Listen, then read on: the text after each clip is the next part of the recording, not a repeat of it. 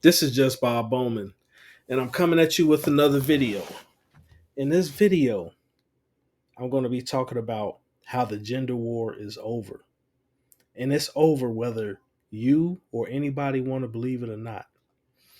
But before I continue with the topic, I want to say that I'm going to take a break with doing these videos for a while. I'm still going to be doing the podcast with Mayday Mayhem until further notice. But these standalone videos that I've been doing, like I'm going to take a break. It's time for me to sit back and reflect. And if it's time for me to evolve, I'm going to evolve. Um, but it's just something that I want to get off my chest. And what made me come to this conclusion that the gender war is over? Well, first of all, was those ridiculous lists that came out as far as dating on both sides, the male and the female side. Well, I should say female and the male side because they the ones that came out with the ridiculous list first. And when I saw that, I was just like, man, this is getting stupid. It's getting petty. It's becoming redundant. It's becoming repetitive. And why am I wasting my time paying attention to stuff like this? I'm starting to get sick and tired of it myself. And then it made me do a lot of self reflection on what it is that I'm doing, why it is that I made these videos. Have I been fanning the flames of this so called gender war? And I have to take accountability. Some of my content is fanning the flames of the so called gender war. And I had to go back and I had to look at why I started this channel. You see, the very first video that I put up when I did this channel was my first trip to the DR back in August of 2022. And I talked about my personal testimony, my personal experience, how it was down in the DR. This is my first time outside of the States without being in the military. So it was my first experience being able to mingle and hang out and do what it is that I wanted to do to a certain extent. And I had a good time. I had a great time.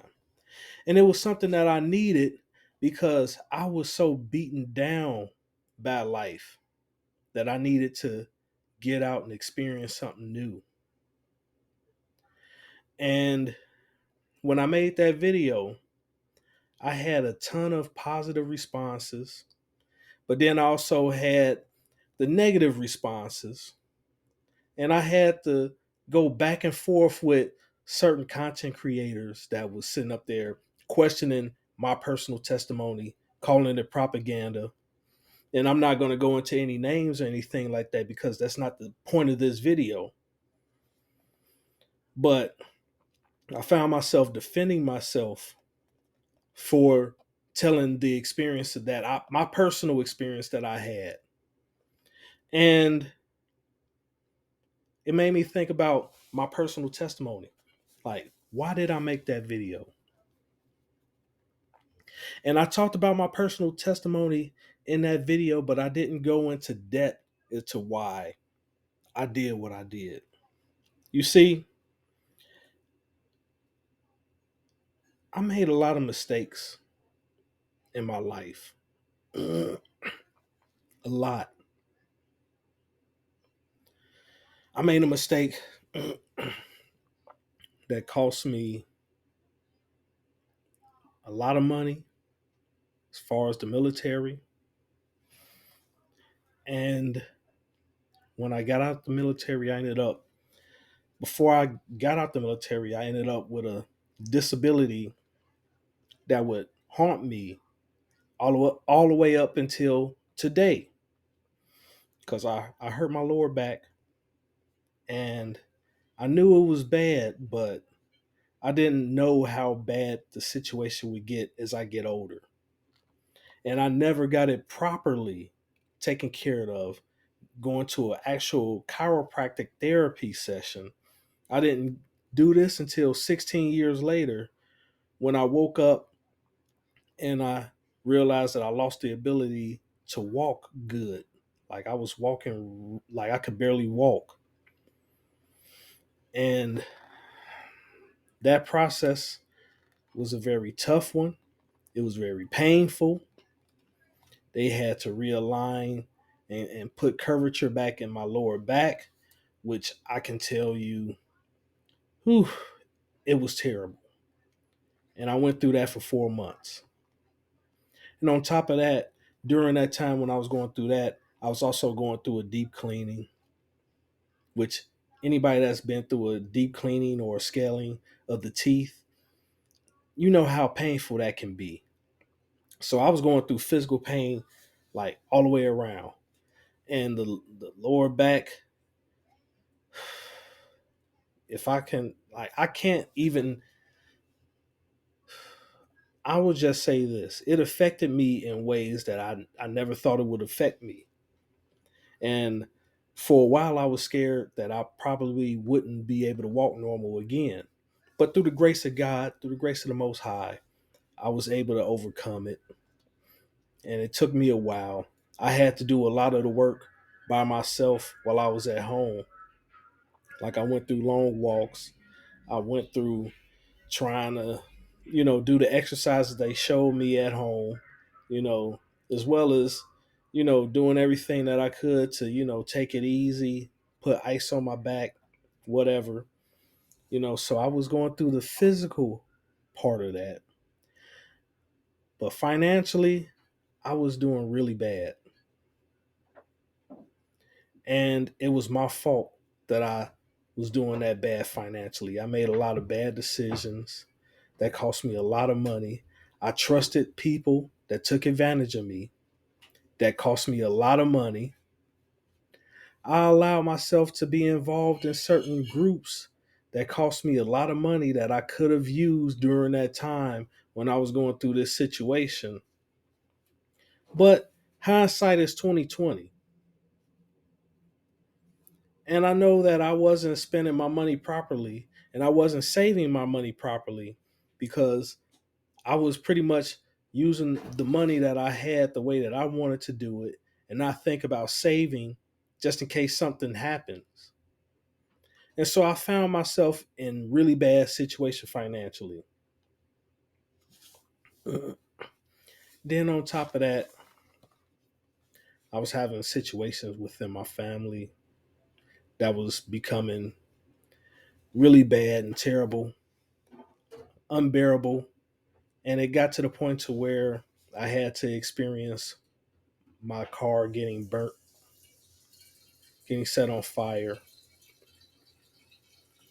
So I went through that.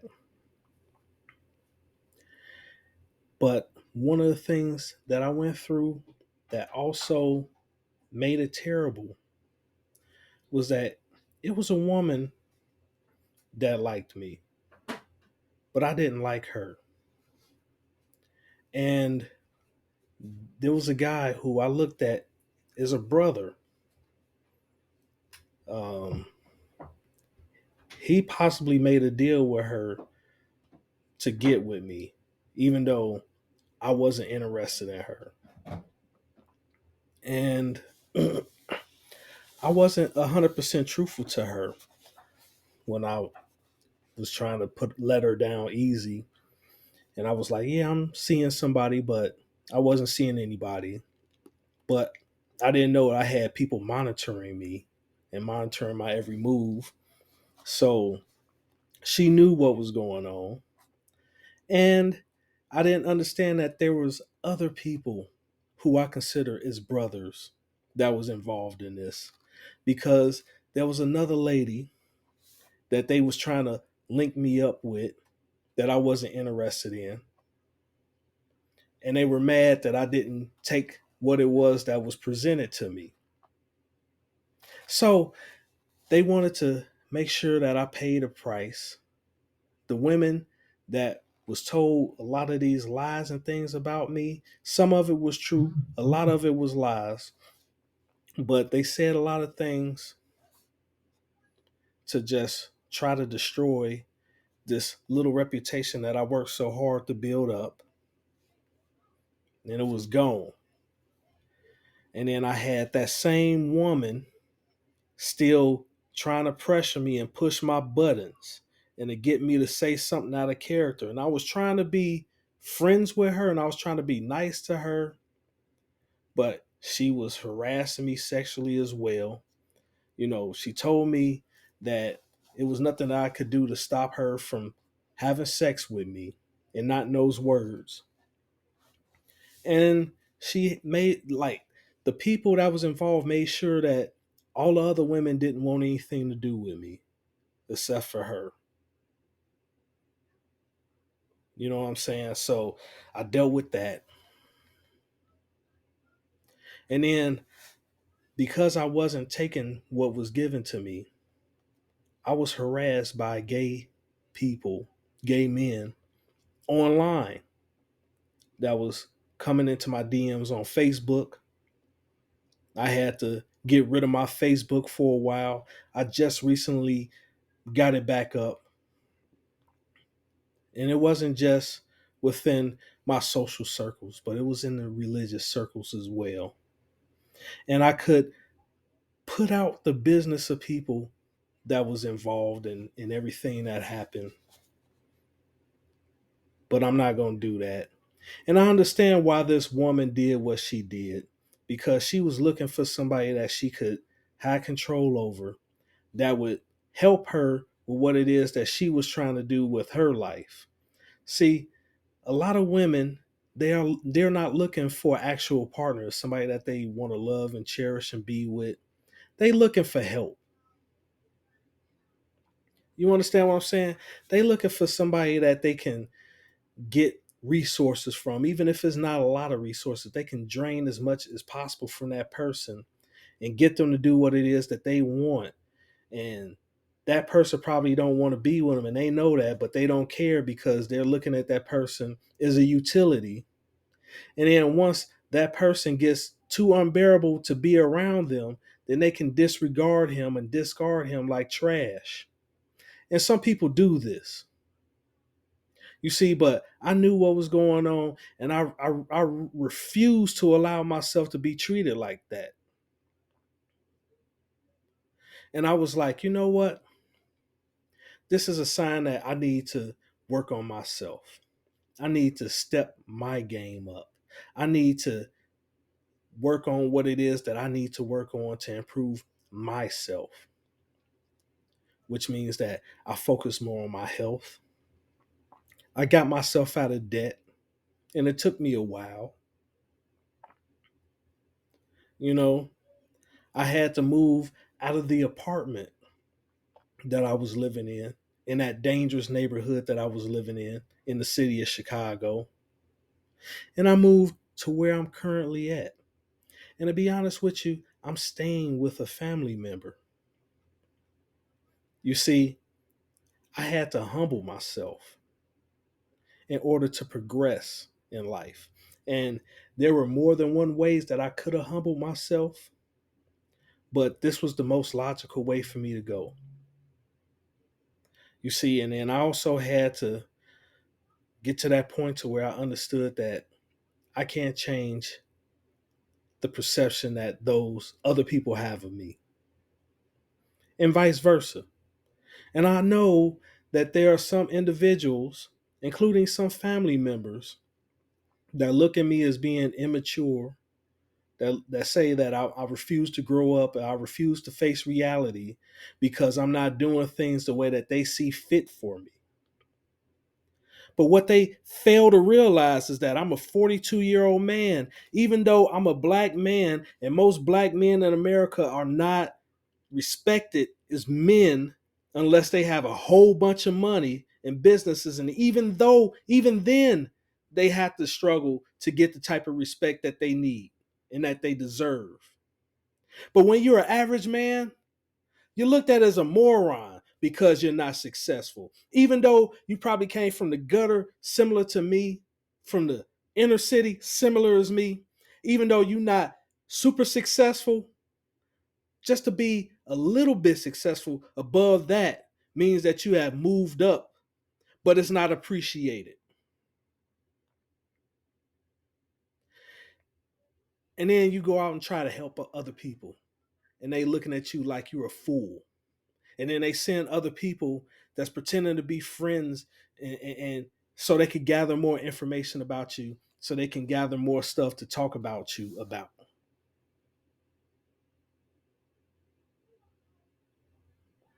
And I went through that. And I'm not going to lie and say that it didn't hurt my feelings. It did. It hurt me. It cut me real deep.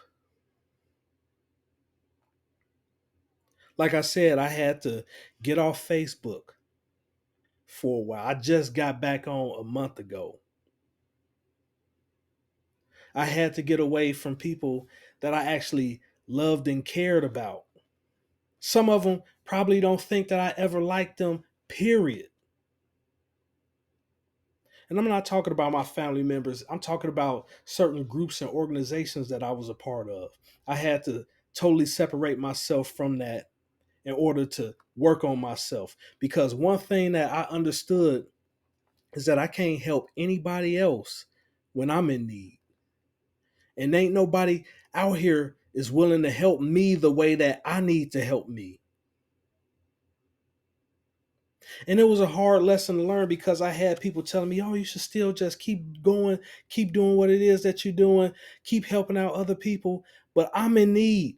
I can't help out anybody when I have a void. I'm not full. I needed to fill myself up first before I pour into other people's cups.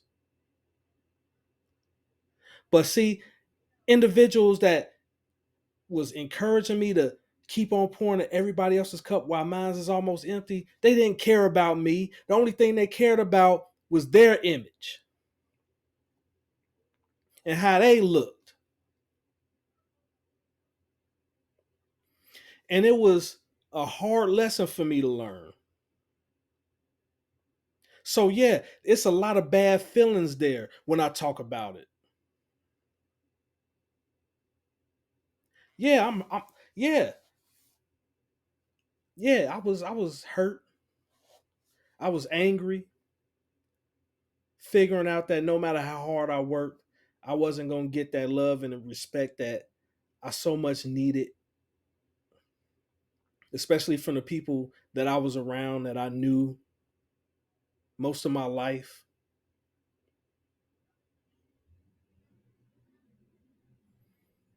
That I was considered less than nothing. I was considered nothing more than a utility, that my feelings didn't matter, my desires didn't matter, my goals didn't matter, nothing that I wanted to do mattered. I was just supposed to do for everybody else and shut up and let everybody treat me like trash. So yeah, it hurt when I found that out. And yeah, I went through a so-called rage. And that anger built up in me to the point to where I could have been put in jail or died. And that's me being 100% honest because I didn't know how to deal with the pressures that come with that. Just like I didn't know how to talk to a girl that I wasn't interested in and let her down as nicely as I could. And I've tried to do it, but even when I try to do it, I still get treated real bad because to most people, I'm not supposed to have any standards for myself. I'm supposed to not have any boundaries for myself. And since I'm just now at this point getting stern with my boundaries and getting stern with what it is that I want in life, I'm an issue. I'm a problem. And it shouldn't be like that, but it is like that.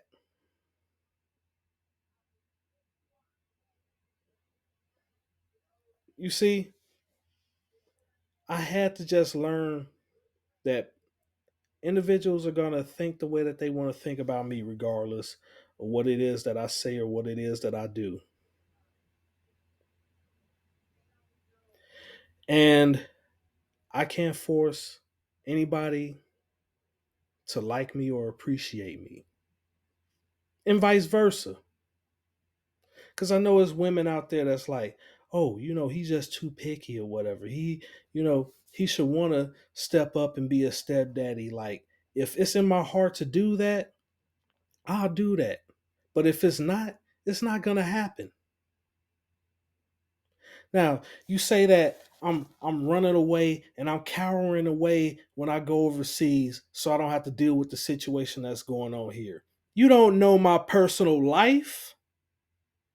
You don't know if I've dealt with rejection here in the States even recently, because I don't broadcast it like that. And the reason why I don't broadcast it like that is because I know it can be used against me to further degrade me as a person, further humiliate me as a person. And I refuse to allow myself to be degraded and humiliated over and over again, especially to my face. Now, I've done my best to stay away from people, stay out of people's faces. But some people think that I'm supposed to just stand there and take it. No, I'm not going to stand there and take it. I'm leaving if it gets too bad, because I'm a grown man and I don't deserve to be treated less than that. I don't care how much money you got. I don't care how much power you got. I don't care what it is that you have. I'm not going to let you treat me like that. I will stay away from you. I will stay away from the group. I will be an outcast. I will be ostracized. And you see, I'm showing an example for men like me or young men like me that's going through these things. That you don't have to succumb to the pressures of this messed up community that you live in. It's always another way. 2 plus 2 equals 4, but so does 1 plus 3. So does 3 plus 1. So does 1 plus 1 plus 2. You see what I'm saying?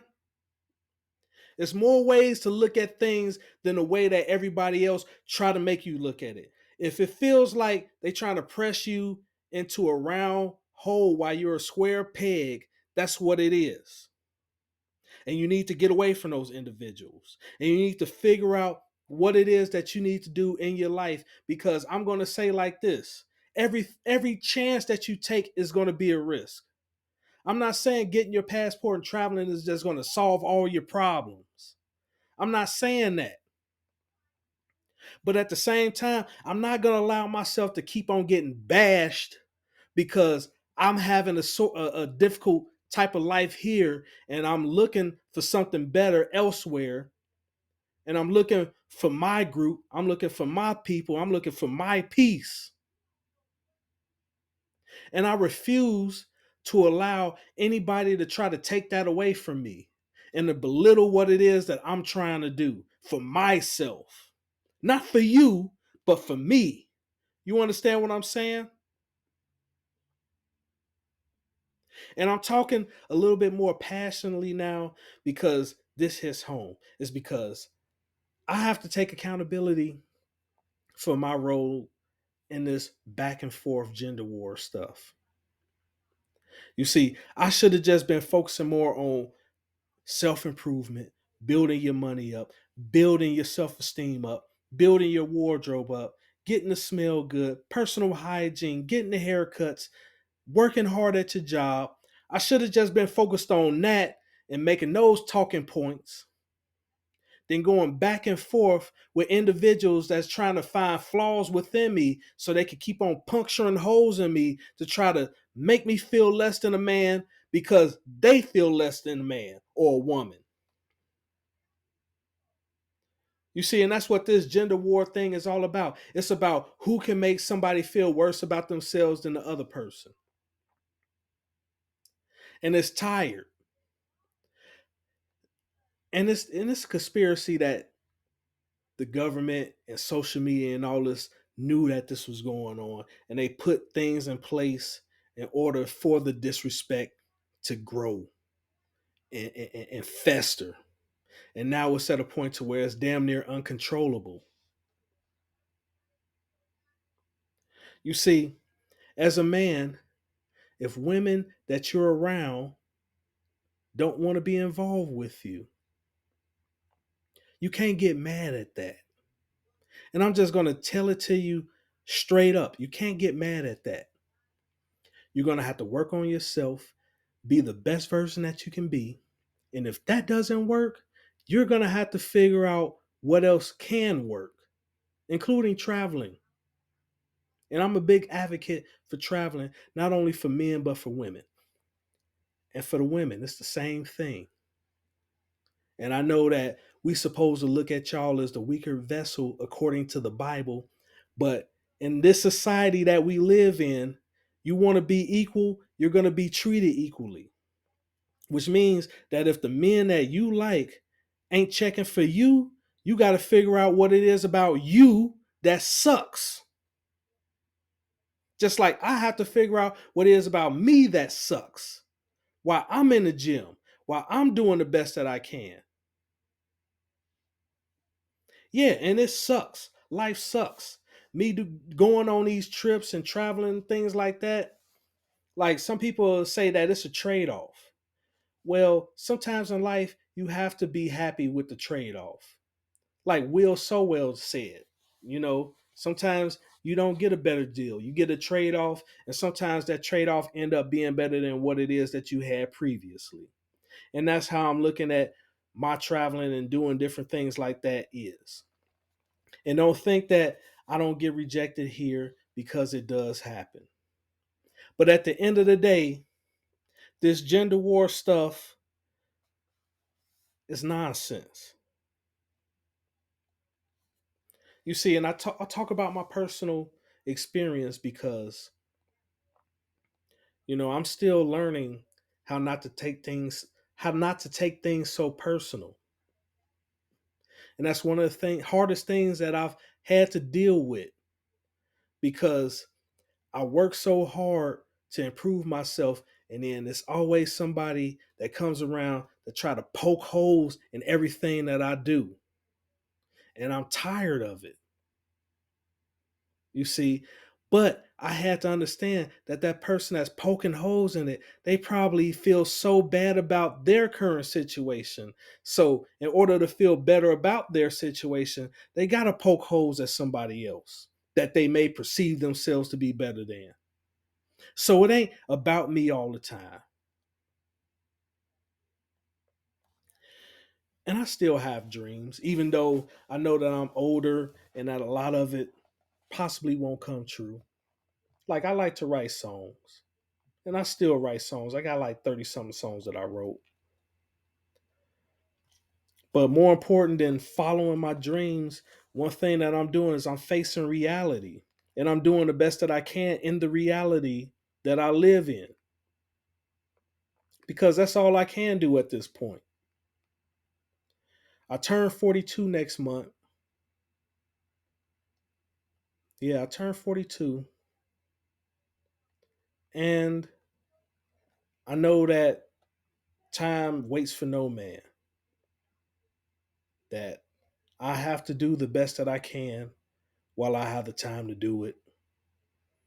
If I fail, oh well. At least I tried. And with that being said, this is just Bob Bowman. If you like this video, please like, share, and subscribe. And I'm out.